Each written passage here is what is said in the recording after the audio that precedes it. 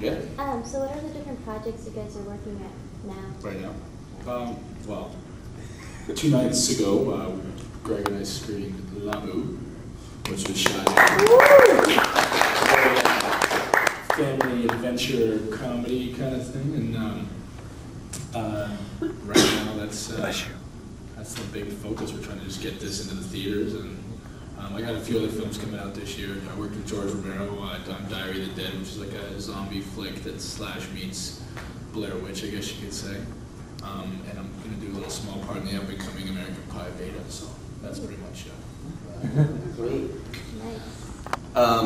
I directed 2 feature films this after coming back from New Zealand shooting the series. One of them's a dramatic narrative feature about a bunch of guys that used to be really close in high school, and they haven't seen each other since they all graduated high school, went to different universities, and then came back, and they throw this party, and they realize that the only thing that they really have in common is the fact that they used to be friends, but there's nothing that's really in common with them now. And I've been working on a documentary about John Hughes and why we don't have teen films like Breakfast Club and 16 Candles like that anymore, and who do teenagers really relate to, because the new teen films are not really about character development at all. They're kind of about like placing, you know, a Hillary Duff song in it, or, you know, things like that. And I just got a part, which is why I shaved my head, in a movie called Time Bomb. I play a soldier that keeps coming back and haunting the guy that was responsible for his death. And it's like a thriller, straight to video, so you can get it on Amazon, probably by the fall. It's called Time Bomb, with Jake Busey. I know. Jake Busey's crazy. I know, we were supposed to have lunch, and he was like, his character's supposed to be very separated from everyone around him and be like, you know, tossed into a world of feeling comfortable. So he decided he didn't want to have lunch with anybody on the crew or cast. So you feel that sense of alienation. Interesting. That would be cool. Well, as Chris said, I did Labu, and with Kelson. Actually, everyone here, this is almost like a Labu. Let's just talk about Labu. And then I did a second feature called The Suit that stars Monica May. And then I'm in pre-production for a new movie about all the classic monsters trying to be part of normal society, and it's going to end up starring all these guys here. Yeah. So it'll be you'll just keep seeing a lot of projects with a lot of SPD cast and crew. I'd say probably like a quarter of the Labu crew was from SPD. Like they came over from New Zealand, and so that's what I've been. Strange enough, I've been doing Labu. I'm not sure any of you have heard about it. Also, did a TV show down in New Zealand that was just a local drama called The Hot House, in which I played a blind man. Just for a couple of episodes. Oh, I didn't know that. Yeah, there you go. So here we go. Did you move into stuff a lot like Boom? No, it was actually far more coordinated than I'm blind. That's quite weird. And did a very small part in 30 Days of Night. Josh Hartnett's next time. Cool. Yeah. And he was on the New Zealand Celebrity Poker Challenge.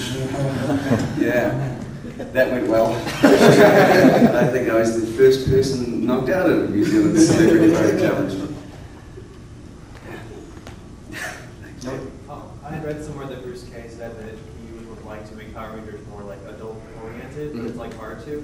I think SPD would have been adapted to that, like probably one of the best series to do that. Like, how would you guys like to see the show if you could later on? Write letters to Disney and try and get an SPD movie done. That's what we say. Write as many letters as you can, and then eventually be like, all right, SPD, we'll do a movie. Yeah, we kept, even in the series as it was, we kept really pushing for the sky shower scene. Nothing really gratuitous, just a little soapy. Because that would have made it much more adult. They wouldn't do it though. But no, I mean, Bruce and I, when we signed on to SPD, we kind of had that idea anyway, in terms of, you know, we didn't want to make the show specifically targeted for a super young audience. We kind of wanted to find some middle ground where everyone can enjoy it, you know, more of a, you know, family-oriented thing. And, you know, really tried to push story level-wise, character development-wise, you know, to make things interesting and mature. Doesn't necessarily mean that it has to have anything, you know, risque or gratuitous. It just needs to be a little more like, you know, connecting to a character and having, you know, a beginning, a middle, and an end. And the look of it too. You know, we really wanted to try and break away from that super TV kind of thing that's always out there on, you know, not just Power Rangers, but in general. Try and bring a little more of a film type theatrical feel to it. So, but if we had the opportunity to go, you know, I'd love to see like Power Rangers or SPD that's more like Alias or 24 kind of a thing. There was, but when the reunion episode for us versus Mystic Force was still up in the air and we didn't know what was going on, there was a time where there was some idea tossed around that instead of a reunion episode, Bruce, and I think Bruce and you came up with the idea of, do you guys ever see a movie called Galaxy Quest? Yes. He had an idea that aliens come down and find us as the actors, but think the Rangers are the, you know, gonna save the planet. So they all think, you know, he's Sky and I'm Bridge, and we all get to fight the same kind of monsters that were in the Power Rangers series. But like, what was the character that you played that was like, Oh, Bugglesworth. yeah, Bugglesworth, yeah. But like Bugglesworth would be like, you know, like completely menacing and like more like alien from like Aliens, like instead of that kind of styrofoam.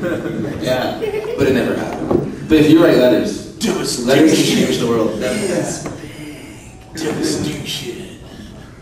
Anyway, so yeah. It's kind of funny, I was thinking about that the whole time. I was like, it'd be funny if they staged something, like someone dressed like the bad guys, like trying to kidnap the actors at the convention, like a Galaxy Quest type. That'd be really funny.